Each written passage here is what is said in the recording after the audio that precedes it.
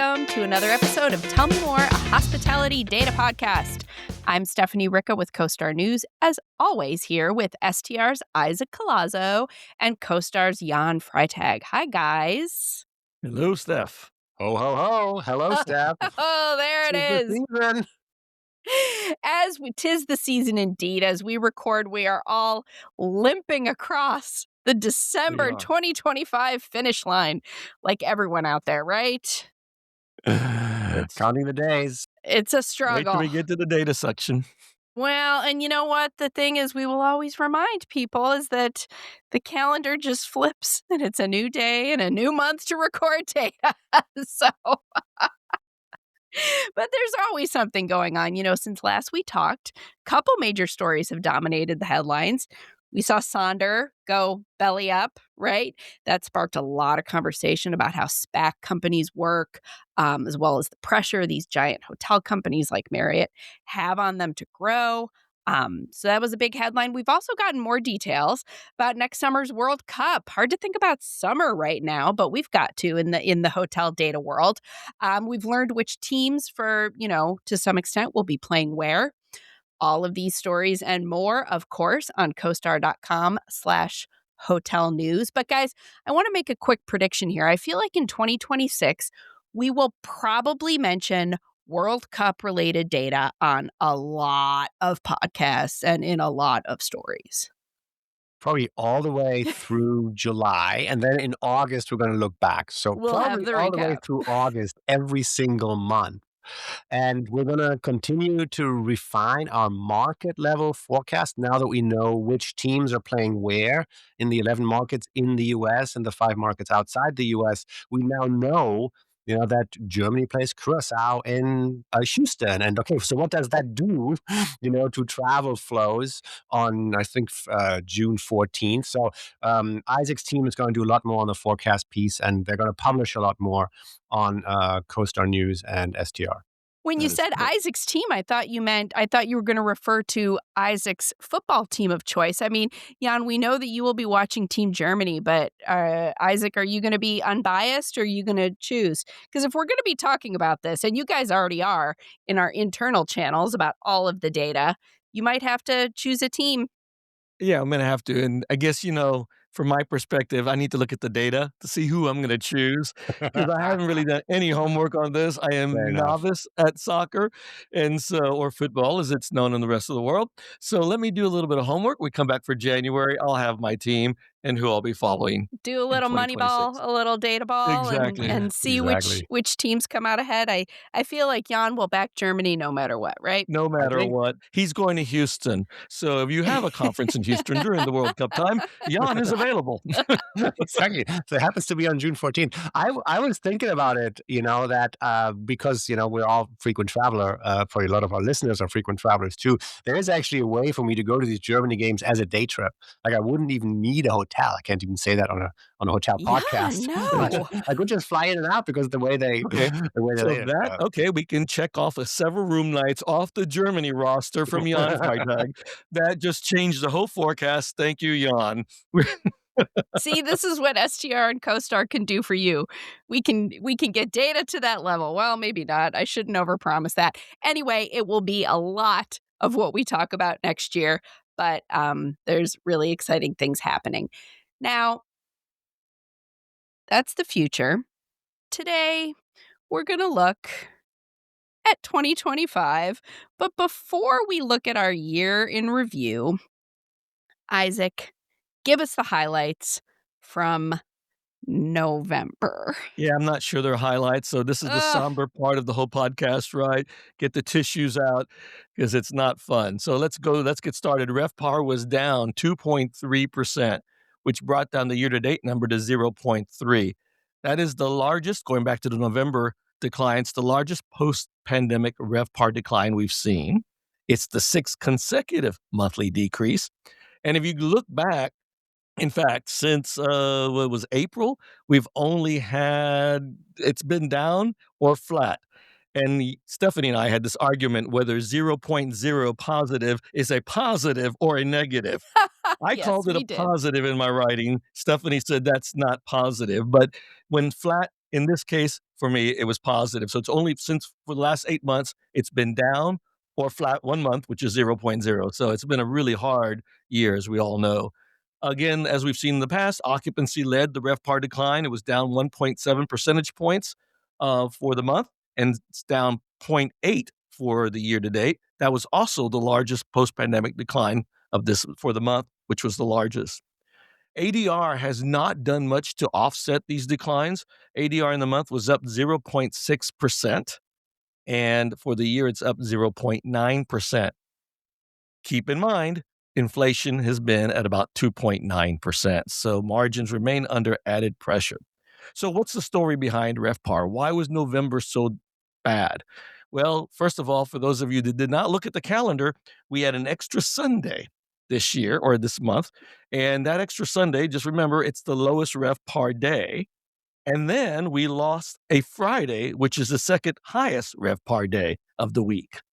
So that, and to give you some context, if you would have just ended the month on the 29th, which ended on a Saturday, RevPAR would have been down only 1.3% for the month versus And the remind us what it was down for the month? minus 2.3%. Okay. So And then I did another way. If you did day match, so you look at the 2025 calendar in November and you match it for the same days in 2024. So to give you an idea, obviously it's Saturday, November 1st to Sunday, November 30th this year. And that would have been Saturday, November 2nd, 2024 through December 1st, which was a Sunday, 2024. If you did that kind of calculation, which called day match, RevPAR was actually down only minus 0.3%. So yes, the composition of the month really, really matters. And that's one of the reasons it completely derailed the monthly RevPAR. But there's more, as they say. Uh, Tell me and more again, then. there's more, yes. Hurricane markets, we completely leave that off the table. Most people just look at the top line and don't get beneath it. But hurricane markets, those are the 13 markets that were impacted last year by Hurricane Helene and Milton. Those markets were down 20% alone. 13 markets down 20%. If you exclude them, US RevPAR would have been down only 1.2%. So again, it was 2.3. Now you're excluding 20 markets. Even with the extra Sunday, it would have been down 1.2. Now, if you take it one step further and exclude Las Vegas, which Las Vegas is a very big market, largest market in the US, and you exclude the Las Vegas and the hurricane markets, US RevPAR was down 0.7%. So therefore, it really matters where you were in the country Mhm. and how well or how bad you did, because again, there's a lot of moving pieces. So going to the top 25 markets were down 1.1%. Without Tampa and Las Vegas, it was plus 0.8%. So that's actually a decent number for the top 23 at this point because you're taking out two markets. And so they did see growth. Not a lot, but some growth. The winners were San Francisco, as many of you have been reading and seeing. It was up 29% in RevPAR this month. St. Louis was also another big winner at 21.8%. And St. Louis, they've been really reaping the benefits of a not a new convention center, but a refurbished convention center. Lots of big meetings going in there. So again, they've been doing very well for over the last several months. I've noticed that in the weekly data. Yeah, it's been Listeners, if you amazing to pay watch attention that. to that. And then one of the on the other side, those not doing so well, the largest decline in the top 25 was New Orleans, which was down 14.1%. And multiple reasons. You could see it in conventions. If you look at by days, some days were down 40%, some were 50%. Just the shifts in calendar and conventions really impacted that market. The remaining markets, those not designated as top 25, they were down 1.8% if you exclude the hurricane markets. But if you include the hurricane markets, down 3.2%. Again, most of the hurricane markets were in non-top Outside top, 25. Only yeah. Tampa was the only hurricane market in the top 25.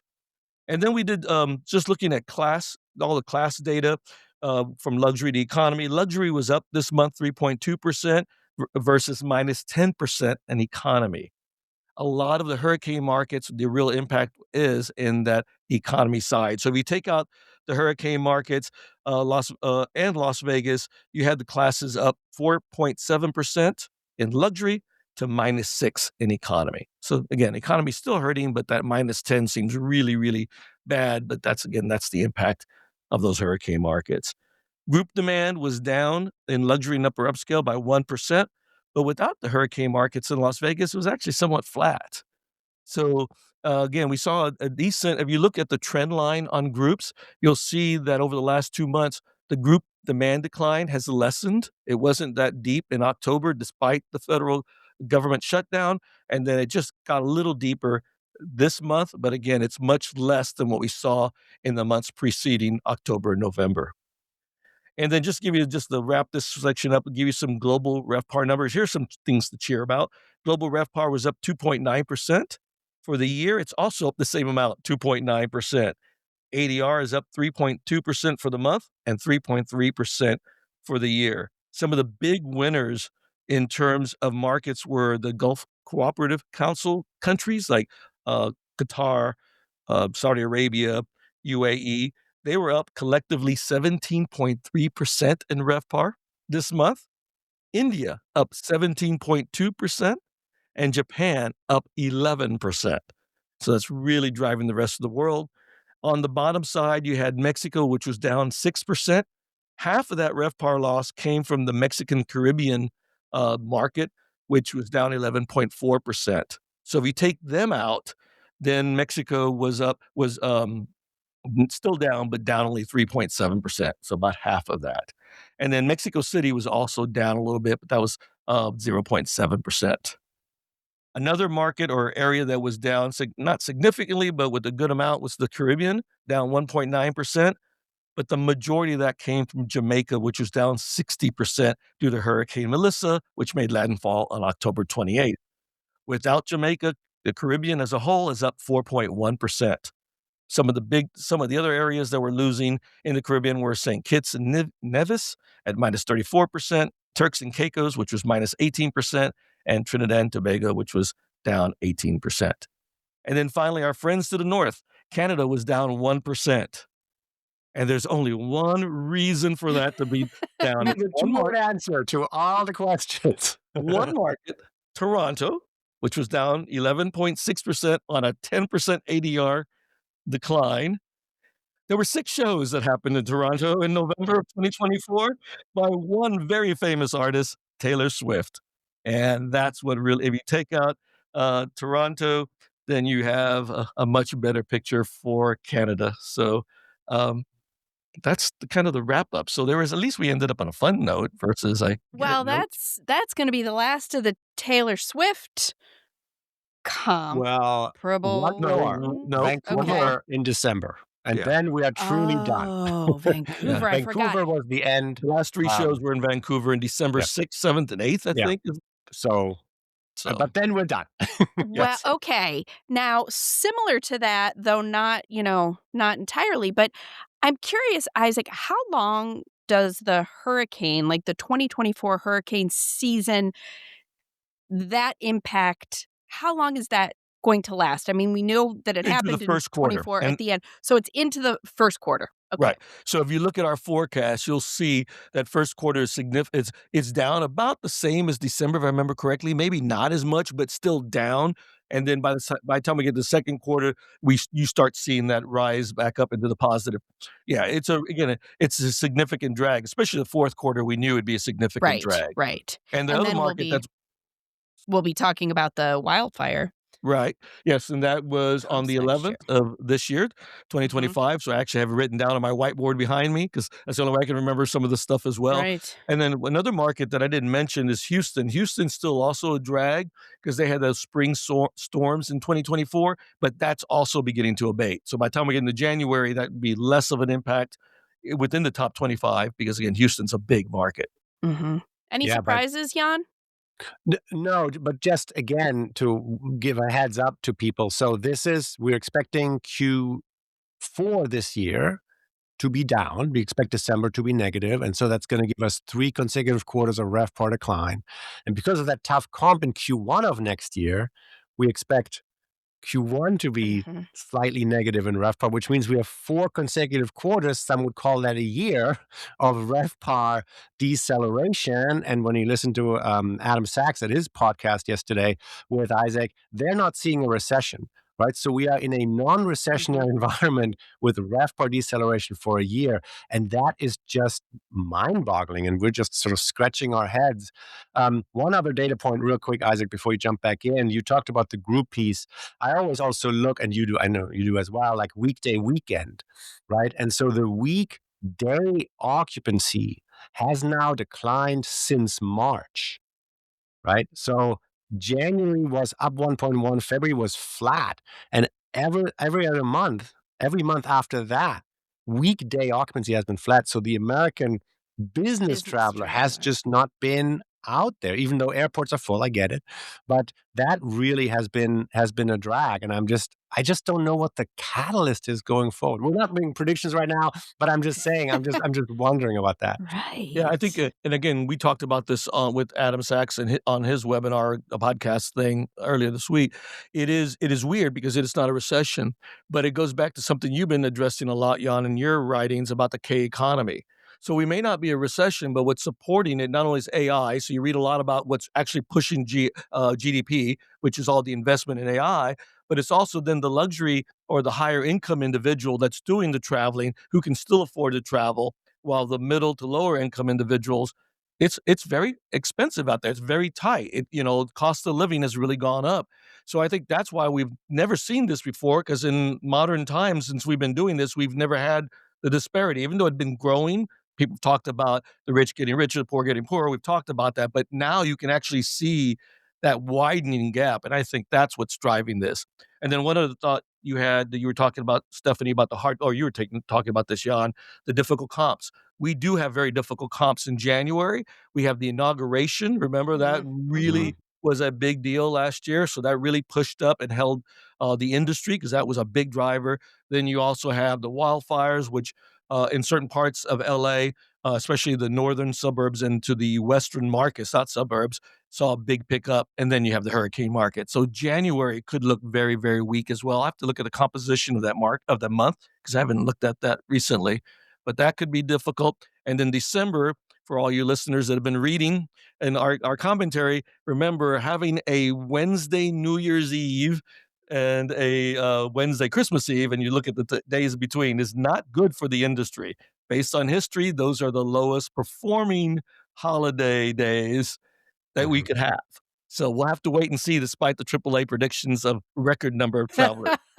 Everything's a record according to Everything's a record. Yeah. I'll tell you, the day match stuff is probably the most interesting thing I've ever learned from you guys. And I think, Isaac, if you were to form a band, it would be called Isaac Collazo and the Day Matches. That would be great. What a great name. Featuring Jan Freitag on drums. Drums? On triangle? Okay. Yeah. I can play on the a recorder. You have to play the recorder. We need a recorder. All right, listeners, if any of you... No, you should probably not get involved. Exactly. Don't get involved. Okay, it is time for our topic of the month. And I'll introduce it by saying that as part of a data company that does a lot of forecasting, these guys often get requests, right, to take a look at how well or unwell their forecasts may have played out in real life. Unwell? Is that the word we're using? How sick are your predictions? Oh, no. That sounds like, that transitions into kind of what we're going to do today. So Jan and Isaac are going to join forces and take a hard look at how their predictions matched up with what actually happened this year. And what better year to look back on than 2025, right?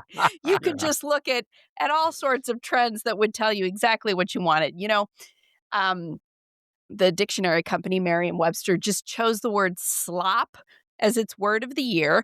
Now, slop in this case refers to bad, fake, unhelpful digital content, right? Like AI hallucination. Often AI generated. AI generated. But not from this podcast. Not from this podcast. This is as authentic as it gets. Man, Exactly. how much better we'd be if we scripted it with AI.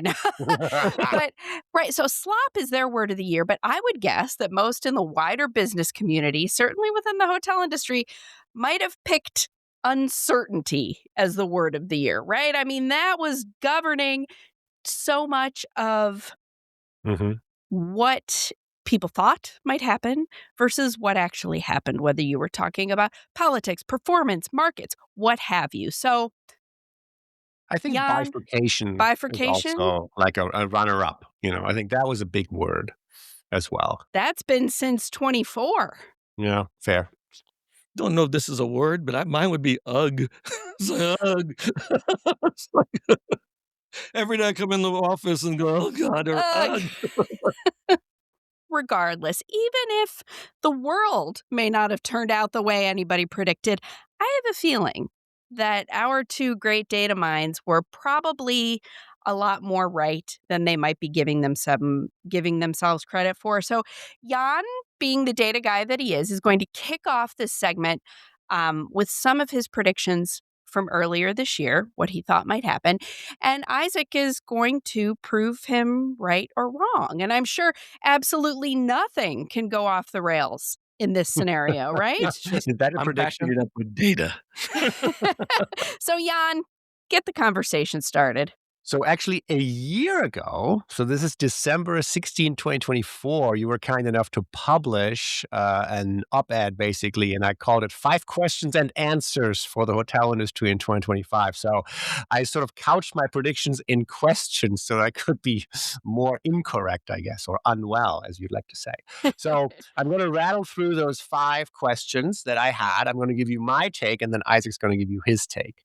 Okay. So we'll do it one by one. So the first one, came out of the gate and said, will room rate growth beat inflation? And I said, we haven't really seen it, so that's tough. And I used the word anemic as a way to characterize rate growth. So I didn't think it would happen.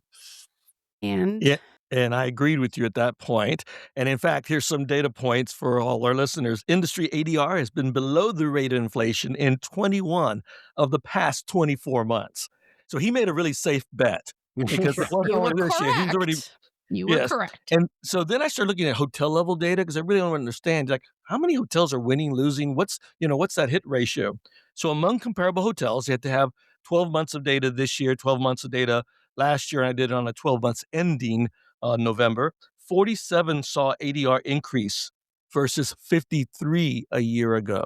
So you could see it was starting to fall down.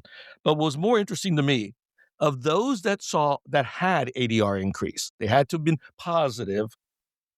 60% a year ago did saw that in with above the rate of inflation. This year, it was only half of that group, so it really fell much lower. Oh, And so I thought that was really fascinating. So yes, you had hotels still growing, but even those that grew, most did not grow at the rate of inflation. Well, a year ago, if you okay. grew, you had a higher likelihood of growing beyond the rate of inflation. So that's a better way of saying it than the way I just said it. Obviously, we all know because we've been talking about this, luxury hotels were slightly more likely to grow ADR above the rate of Mhm. inflation. Slightly more likely. Yeah, That's a slightly. little, Well, around 3%. that's a So, reach. Okay. That so it was like 37% of luxury hotels had an ADR gain above the inflation versus so up from 28% last year. So that was actually better. So you think about the ADR piece that we've been watching on this bifurcation. So it's coming from a small set of hotels Mhm. that are Yeah. seeing very strong growth. That's the implication there. It's not every luxury hotel, but it's a higher percentage of hotels that are seeing that than a year ago. And then in terms of losers, and that's a bad word to use, but in terms of the type of hotel that did not do really well, upscale and upper midscale saw the largest increase in ADR decliners. I don't use There's that losers. data Okay, wow, speak there we that go. I can't even understand. Yeah. Yeah. Uh, Losers. No, yeah, I'm losers, sorry. basically. It's that's going in the wrong direction as well. So they had more hotels in those two classes lost ADR this year than a year ago. So again, as you think about it, it's just keeps swinging in the wrong direction. And so I thought that was pretty insightful as well. So a lot of folks listening are in operations. And if you are now in the CoStar platform, to get your star report, you will see a lot more focus on P&L data. And Isaac and I will also lean into the P&L data a lot more. I think if I had to make a prediction for what the main stories are for 26 and 27, we are going to talk a lot more about GOP and EBITDA margins than we ever have before, because the top line growth is just so anemic. Yeah, and what's interesting, we've been using charts, both of us, and including Amanda Height, our president, that shows how room revenues are not growing at the same rate as expenses.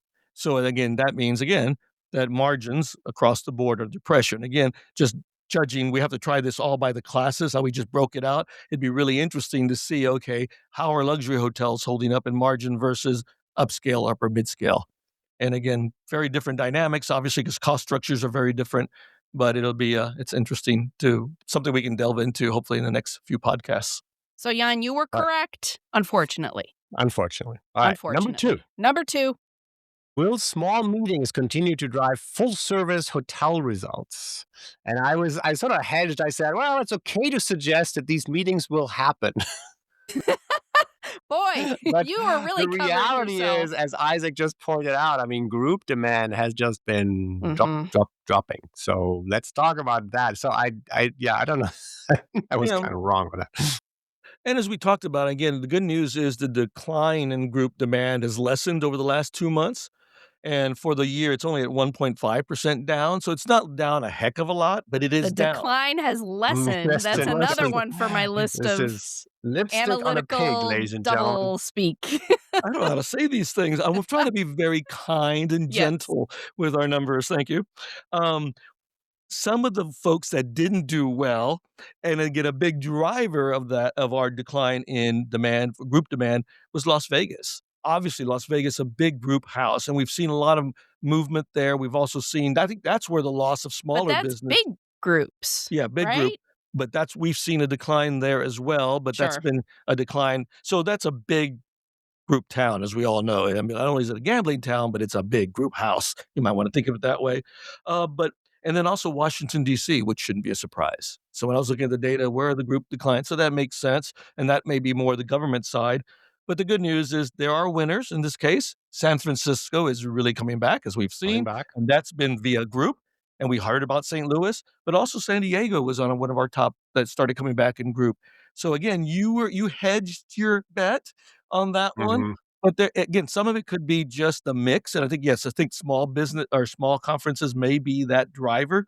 But I also think you're seeing lots of shifts and changes because of the change, because the government alone, just the government piece has been an issue. So I think that's why. True, yes. And 1.5% is not that bad. I think the DOGE cuts had a huge impact on government groups. Obviously, the government employees that used to travel are not traveling. People in the private sector wanted to visit the government employees. They're not traveling.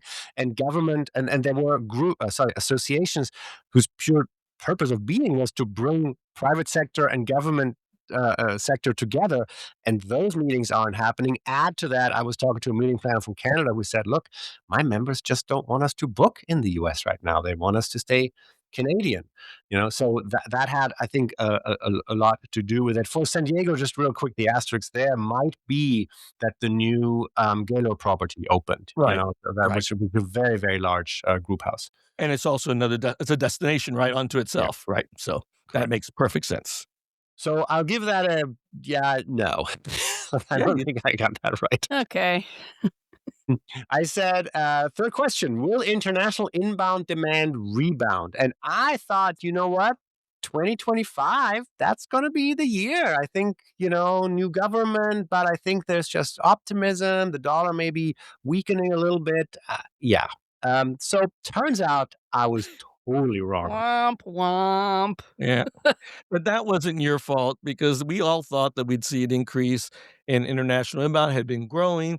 And that, again, there was a lot of policy changes with the new administration, right, that caused that decline. To give you some numbers of year to date, it's international inbound and basically air inbound is down 2.4 million. So people, right? And then what's not offsetting that is outbound is actually up 2 Yeah. million. So Yes. interesting. That is so interesting. Even though the dollar is a little weaker, Americans still love to go to Venice and Tokyo. And as we talked in other podcasts, or I think we might have talked about it last year again, I don't think, or we were on this was an internal conversation about, do we believe that exchange rates matter? And I said no, because the people who tend to go out of the country, that's the least of their thoughts, right? They're trying to figure out how they can get in the Q suite in Qatar Airlines, right?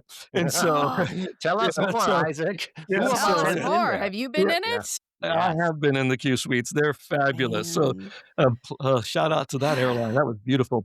So, I don't think it matters, right? So, but what is interesting to me with outbound is that it keeps growing. We thought it would have plateaued by now. We didn't think it'd continue to grow, and we still see growth on a month-over-month basis, year-over-year basis on a monthly change. American outbound, Yeah, you mean? outbound. Yeah. So that to me is surprising. And as we think about next year, now the big hope, and I hope it's not a strategy, but the big hope is that the World Cup is going to bring back that international. And I still remain very skeptical. I think there will be a certain contingent of international coming in, no doubt. But I think there's a lot of other people who might have come a year ago, right? If this was 2024, who will not come in 2026 because of the changes in policy, be it either the visa policies or just the atmosphere, whatever. Yeah, just a quick side note. So I think, sort of talking points for the World Cup right now are that it's going to be more an ADR event than a demand event, and that in some of the 11 US markets, maybe some of the international markets that are hosting, that groups will actually stay away from those downtown areas or from because they're just like, look, I don't want to deal with the singing Germans and The hooligans? no, they're not. They're just singing, but like with the very very happy fans, they're just everywhere in every restaurant. So we don't need to subject our meeting attendees to that. So let's just go to cities that don't host. I Right. thought Which, that was such an interesting factoid from Trevor's article on CoStar Mhm. about that. Yeah. and that'll be good for all these other markets, right? So some markets will definitely benefit. So this could be a little bit more widespread if we think about it, because not only have the ADR rising in the World Cup markets, but then because of displacement, then you also have some demand gains in markets that may have not gotten the demand gain, and maybe they will get some rate compression as well at the same time.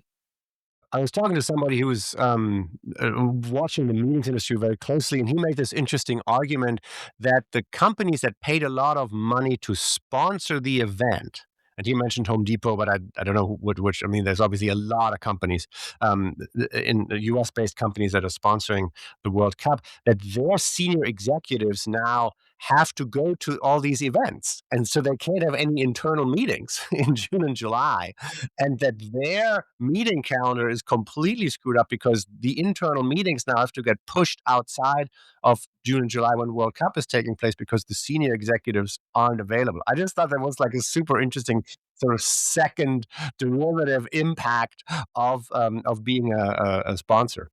Remember that. Remember that. And we'll do some, we'll dive into that next year. So the question is, will international inbound demand rebound? I think the answer is no. Now, the good thing is I totally hedged it. I said it is not likely that the international inbound will rebound to pre-pandemic levels. So I gave myself an out and said it's not likely that it'll go to pre-pandemic. Not So it turns likely. out I was kind of true by the letter of the law, but no, I was wrong. Let's just be clear. All right, next one. Will the number of hotels with ADR over $1,000 continue to rise? In Softball. 2024, That was a we wrote this. softball. It told us well. In 2024, we He wrote this had to article give thanks to himself a Isaac, guaranteed win. and Isaac's been kind enough to keep track of that count. And yeah, that count just keeps going up. We just keep Yeah. more and more and more downtown, urban location, or luxury resorts, and suddenly $1,000. It's not what it used to be. No, it's not $1,000 what is it a lot used to more be. common. So just to give some background, in 2019, there were 161 global hotels with an ADR of $1,000 or more. In 2019. 2019, Okay. in 2025, 592. So And from in the just under US 200 to 600. Yes. And then in the US, there's 109 hotels with an ADR above $1,000 right now. So I did some other work because this has been so fascinating. So then I broke the US into the top 1% of hotels. I thought that was fun. Hey, let's look at the top 1%, which it was about $750 or more. That's what the break was. So that's the top 1% of our industry. That was 197 hotels, right? Because we have 109 with 1,000, but now we're including some with 750 above. The average ADR of these 197 hotels was 1,091. ADR increased this year to date, by 5.9%. For that So group, that's for that double the set? rate of inflation, you And know? RevPAR is up 9.2.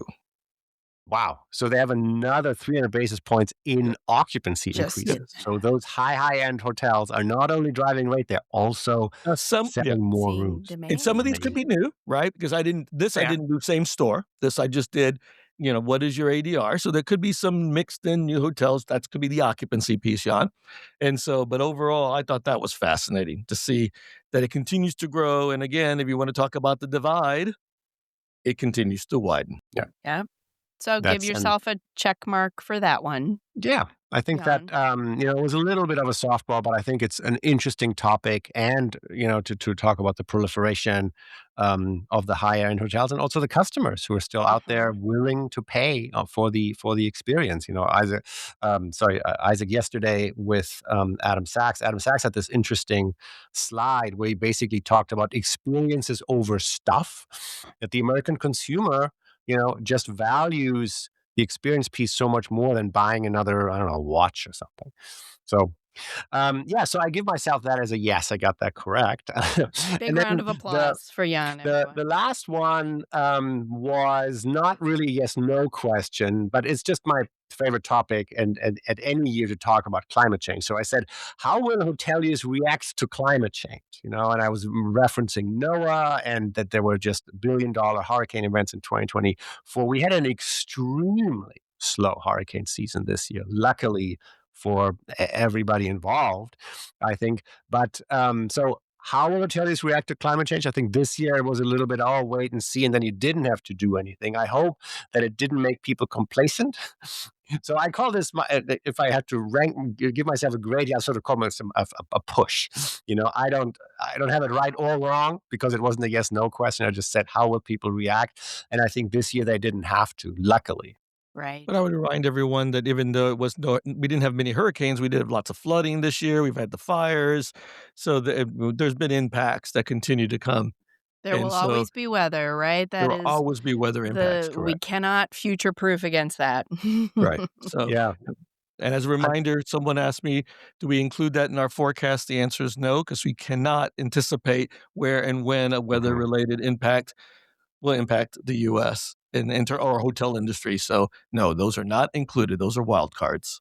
Yeah. Unfortunately, the NOAA, the National Oceanographic and Atmospheric Administration, used to track billion-dollar insurance events, and they stopped doing that under the new administration. But luckily, there is a third-party entity called climatecentral.org that picked up the mantle. And I think it's driven by former NOAA executives who know what they're doing. And so we can still get to this map that I used to use all the time in my presentations that showed the $1 billion insurance events across the United States. And then you can sort of track it over time. No surprise, the number of $1 billion insurance events has gone up over the last decade. Of course, this year maybe it wasn't quite as destructive, but it's good. It's just good to have the data. We're data people. We like data, Sure. good or bad. We just want to count stuff. And so I'm glad that climatecentral.org exists and that they continue to report on that. And then we can overlay it, obviously, with hotel performance. Right. So that was your 5, Jan? That was it. So two that were clearly yeses, one that was sort of like not really true, or two that weren't really true, and then one that was sort of a push. So it's like sort of, Yeah, no data for you anymore because you use it to promote yourself. No data. well, then I'm just going to make up stuff without data. That'd Well, be awkward. I know that I, as an avid reader of CoStar.com/hotel news, will be interested to see what you put forth for 2026. Yes, and I will get you Hint, a hint. full-blown 5 point. These will be forecasts. This will not be. I won't be hedging and asking myself rhetorical questions. I will just say this is We what I will think is hold going to him happen. to it this Yeah, year, next that's And great. year. in January, thanks to you, Steph, hopefully you'll publish it, Of and then course. we'll get back together in 1 year to And see. we will hold his feet to the fire. Wow. Correct. I think you did pretty well, Jan. I think that, this year was Special. we joke about it being rough when Isaac just whispered special. But in every year there are highlights, right? Mhm, And Isaac has come up with a few top superlatives, if you mhm. will, for 2025. So before we close with our metaphor, Isaac, why don't you share a couple of those? Yeah, so I've been watching David Letterman's My Next Guest Is, and so I just remember the That's top fun. 10 list I used to do. Well, I'm not gonna do top 10, I'm gonna do top 5, and I may have a bonus, so we might do a Oh, bonus one too. Well, the just top for you, 5s. dear So listeners. this will just bring a little joy and a little insight. The only thing I will tell you that everything on my top 5, none of it is in the US. I just realized that when I was looking at it, so Oh, but it's see, all out. that's very telling of Yeah. what a year we've had. So, number 5, the highest daily supply change occurred in China Northwest Provincial, big market, where they now have, in 1 year's time, 11,667 more rooms to sell this year than they did a year ago. Did they build an 11,000 more rooms. Wow. 11,667 room hotel? No, I don't think they built that big of a hotel, but that would be interesting. But they built probably a lot of little ones and some big ones as Okay. well. I didn't go into the detail. And then number 4, the highest daily demand change were in the Red Sea resorts market, where Mhm. it's up 10,429 rooms a day. So they're selling 10,429 more rooms a day on average. These are all averages, obviously, than they did a year ago. Yeah, plenty of more openings. That area is hot, hot, hot. So it's attracting the audience, right? Not only Sure. they got the demand side. The highest occupancy was in Macau, 89.1%. So Hmm, that's a pretty high occupancy for interesting. that market, Yes. and they're only at 17 markets across the world, and that includes the US, with an occupancy above 80% this year, November Mm. year to Wow, date. that's it. 17, huh? Interesting. Yeah, I thought that was really highest. 17 globally. Wow. Yes. Yeah. Well, that I'll have to shows check you that. that I'll we make are sure, an but extremely seasonal market, right? It's in a lot Mhm. of markets, it's feast or famine. It's 98 or 18. yeah, exactly. That's exactly right. Highest, number 3, right? Am I number 3? I think I am. No, Yes. number 2. It's number 2 now.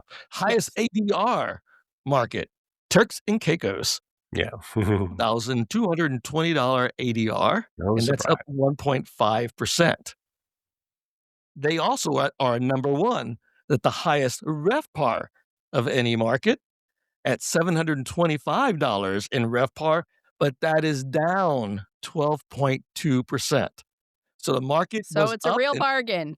it was a real bargain. Uh-huh. Well, no, because ADR still went up, it's No, it's the occupancy that was occupancy down. took it on the chin. Yeah, Yeah. exactly. So our bonus in our top 5 list, the highest property RevPAR, and no, I will not be able to tell you where it is, not what the name of it, I'm not even telling you where it is We can't a even bleep prop you out like, yeah, yeah, no, I didn't uh, even we kept it completely. So it's the highest property RevPAR, $3 RevPAR, up Wow. 5%. There's only one other property near it. There are a lot of other properties that are in $2,000 range, but not at 2,600. So there are 2 properties in that. the world Wow. So with a this is RevPAR. world. Is it the Isaac Inn? People are It going to is. start guessing. And if you get your Q Suite flight and you go Oh. there, you're in heaven. So, Isaac, is the real surprise that you're going to gift Jan and I a trip to Turks and Caicos? Yes. In the And Q I don't Suite. think You can Qatar come flies and there, but if we'll they do a did, live episode. we should do it. Hey, we've been invited to a very nice We resort, are which I getting sent you a some note. invitations. So Yeah. so we just gotta get our way there. But we could do it live and in person on a beach. So I think that's a good. Anything stick out at you, Jan, from that superlatives list? Yeah, it's just fascinating that there are markets that are running 80% year round. I know. That is And just wild. because to do that, I mean, you're looking at what is it, probably 12 months rolling? I mean, that is a lot of days when you have to run 100% because you are running there's just the odd Sundays, when you're just running 60. So that is really a feat. So I thought that was fascinating. I didn't know that. Markets that are getting a lot of crews inbound and, keeping guests there for a longer period of time, I would imagine. Any place I would like to go to any of the places on that list. But you know what? For now, we will stay snug at home for the remainder of the year. And that brings us to the close of our episode the way we always do. Now, you both give a metaphor. We might think about changing this next year. I don't know. Listeners, let us know what you think. That goes in general for everything on the podcast conversation. Things that you like, things that you don't like, you know where to find us because, of course, we will still be here in 2026. But let's close out with your final metaphor of the year. What is the hotel industry to you right now? Isaac, I'll start with you. All right. So because this is a hard one always trying to figure out what is it? How do we describe this? And this song kind of does this because right now it's kind of stormy. We don't know what's going on. It's very uncertain. We've used those words. It's ugh in my words. And so the song is No Rain, No Flowers by the Black Keys. Aw. And the words are stand back up and try your luck again. Don't get stuck thinking about what's been. It won't help you, my friend. That's good. I like that. That is a great way to send our audience off into 2026. I like it. Well done. This No one rain, took no more research than flowers. normal. So- They research everything, listeners. Love it.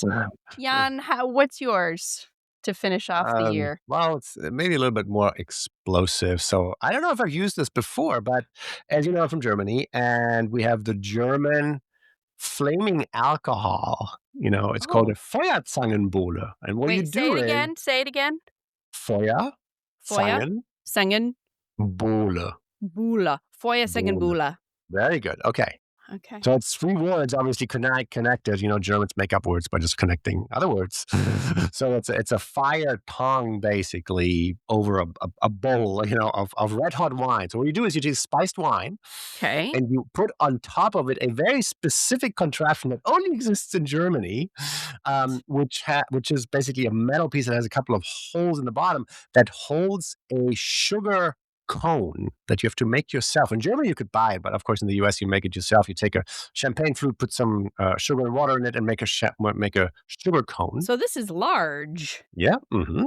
Okay. You then take grain alcohol, 190 proof, and you douse the cone in that grain alcohol, and then you set it on fire.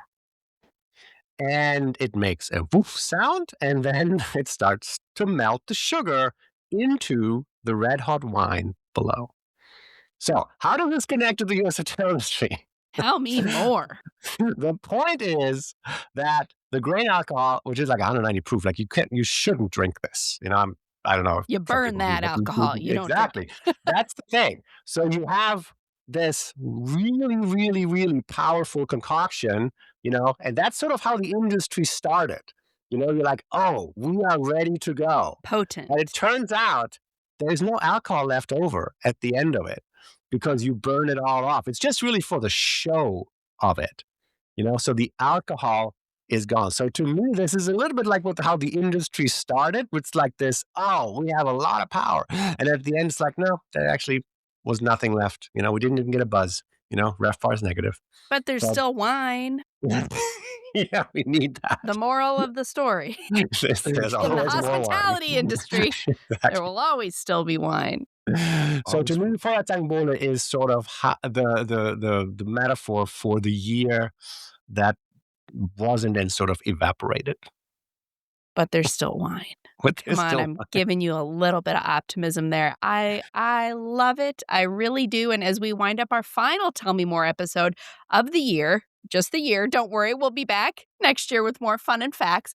I want to give a big thank you to my co-hosts here, Jan and Isaac, and to our CoStar News editor, Sean McCracken, who does a lot of the producing and editing Thank you, of our Sean. episodes. Thank you, Sean. And of course, to our listeners, it makes us very happy that you enjoy this program so much. We won a couple really nice awards this year. We just learned we were one of 2025's most shared shows on Spotify. And here I think we're just getting started. Yeah. So I hope, and we hope, that you all have a happy new year. Find us wherever you like to listen, including now on YouTube. Find all of the news about the global hotel industry at costar.com/hotel news. Thanks, guys, and see you next year. Happy New Year. Happy New Year. Thank you, Steph. See you, Bye. Steph.